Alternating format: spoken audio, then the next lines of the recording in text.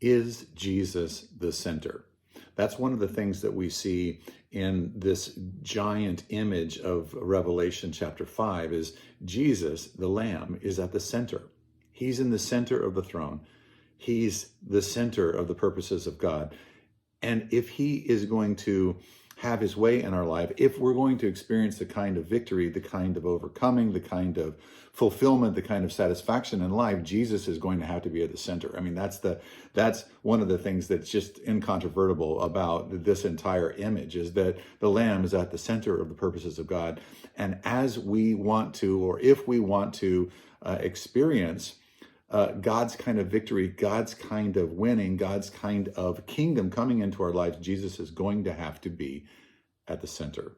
He's going to have to be at the center of everything. That means that he's going to have to be at the center of your and my life. And I want to ask you that question today. I want to ask me that question today. Is Jesus the center of my life? Not in theory, not just in the songs that I sing, but in the way that I live, in the way that I prioritize my time, in the way that I love and care for others. Is Jesus at the center?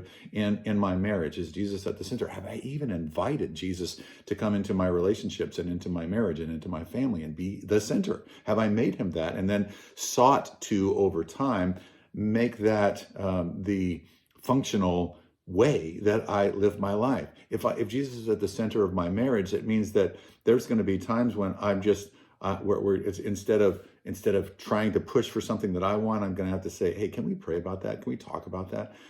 Can we?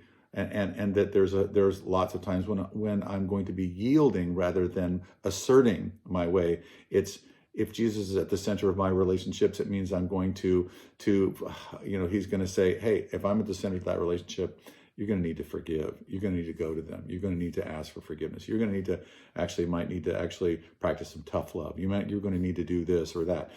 Is Jesus at the center? Is he at the center of your life? That's the challenge for us. That's the centerpiece of what this thing we call the revelation of Jesus Christ. That's the name of that last book of the Bible, the revelation of Jesus Christ. It's revealing Jesus and inviting us then to live with Jesus at the center.